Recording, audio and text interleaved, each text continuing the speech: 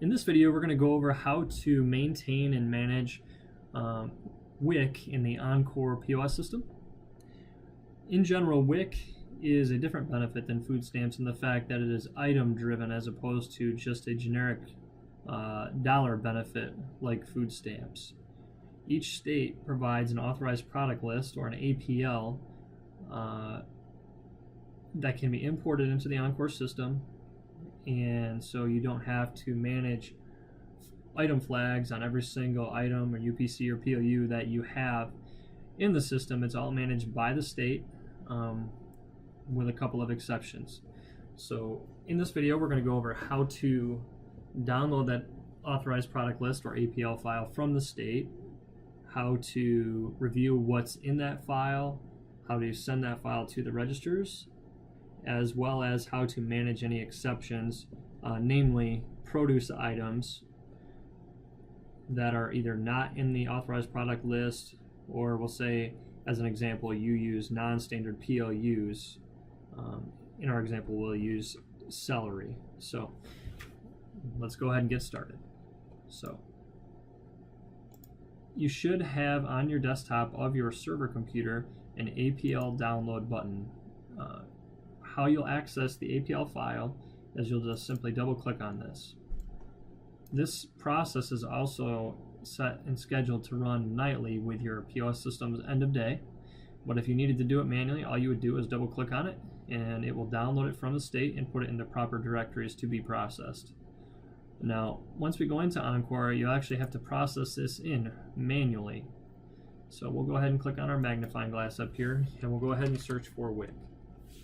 So you're going to go ahead and click on electronic eWIC import. And you'll have a drop down here for the state. In our case, it'll be Michigan, and we just downloaded it, so there's a current file available. If you've had other files downloaded, you can also select historical, and it'll process the most recent last file that you process as well. But we have a current one, so we'll select current.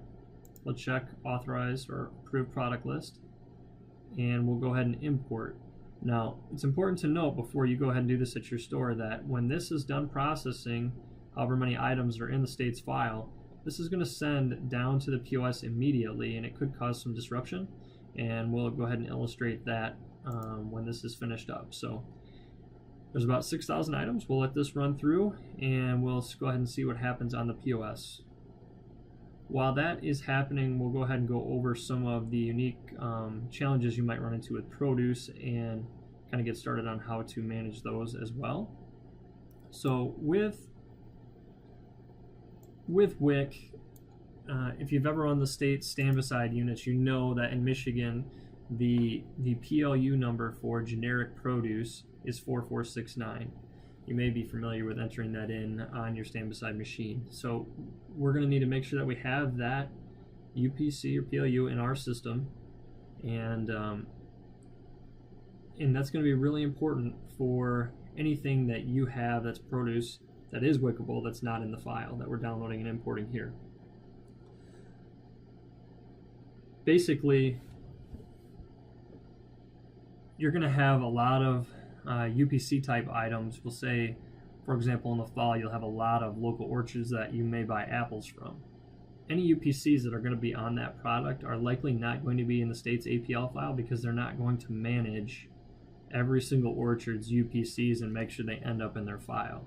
So what the ENCOR system has done is given you the ability to do what's called map produce items to this 4469 PLU. And what that will do is, in your system, you'll still track movement on the UPC or PLU that you have programmed, but when that item is sent up to the state's actually going to see the 4469 PLU just representing generic produce. So your movement will be right, but the item will also still be eWICable and accurate. So I'll show you how to do that as soon as this is done processing. It's almost done importing, so we'll go ahead and watch this now and see how the POS is affected when this gets completed. So once it's done, there'll be a little black box that's going to pop up right around here, and we're about to see that go. And once this black box goes away, you'll see that the POS is going to have some stuff pop on it, and that will disrupt the POS functioning. So when you go to process or import this this APL file on the back office, you're going to want to make sure that you're not really busy on the front end, because you don't want to cause any disruption.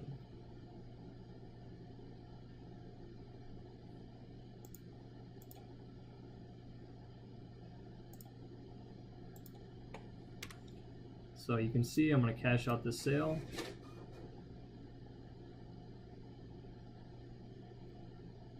And now that it's done, it's going to go ahead and refresh that. So you don't want to obviously be waiting between orders if you're really busy for this upload to take place. It doesn't take real long, but we try to prevent any disruptions at the POS. So we'll go ahead and exit out of here. And we'll go ahead and we'll first make sure that we have our 4469 PLU we discussed, and make sure that that's set up appropriately.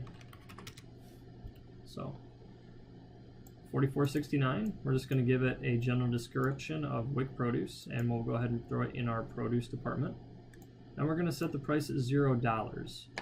It's not going to be $0. We're actually going to prompt for a price if we ever had to use this in the system. And to accomplish that, we're going to come down to the POS flags, and we'll check the require price checkbox. Now, because 4469 is in the APL file, there's really no need to check the WIC flag here. For anything that you are going to want to map to this PLU, you are going to need to check the WIC box. So in our example here, we're actually going to do celery, which for this customer's database is actually PLU 26, which is not the standard. The standard is 4070. So you can see that the WIC flag is checked, but we'll go ahead and save that anyway. And we'll go ahead and close out of here. And then we're going to proceed into WIC link maintenance. I have it on my recently opened applications, but you may have to come up to the magnifying glass here and search for WIC and go ahead and do the WIC link maintenance. And we'll go ahead and click on new. And again, our store PLU or UPC is going to be 26 for the celery, and then 4469 for the state APL number.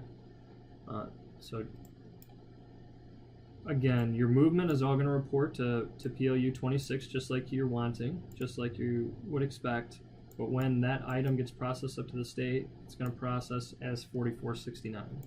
So we're going to go ahead and hit OK on that. This window that pops up is just letting you know that this change, this link, is not actually going to take effect at the registers until you reprocess in the APL file again. So you could either wait for that to happen automatically with the end of day, or if it's very urgent, a lot of people are trying to buy this on WIC, you could go ahead and process the APL file again at this time. So we'll just go ahead and hit OK on this message, and we'll close out.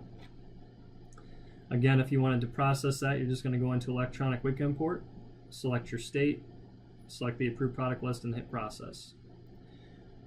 The last thing we're going to go over in this video here is the electronic WIC items. And this is just going to show you what is in the APL file, or what you already have mapped in the APL file. Like you can see, celery is in this list, but it's only because we have mapped it. So you can search by item number, which would be the UPC or the PLU. So we'll go ahead and search for bananas as an example, 4011, and you can see that banana shows up in this list. We'll go ahead and search for an item, we'll say like Pepsi, and we're going to see nothing come up as a result, which is obviously correct because Pepsi is not WICable. But a lot of times customers will come in and report, well, this item is supposed to be WICable. Well, if you have the most current APL file and it's not showing up in this list, that means that it actually is not WICable.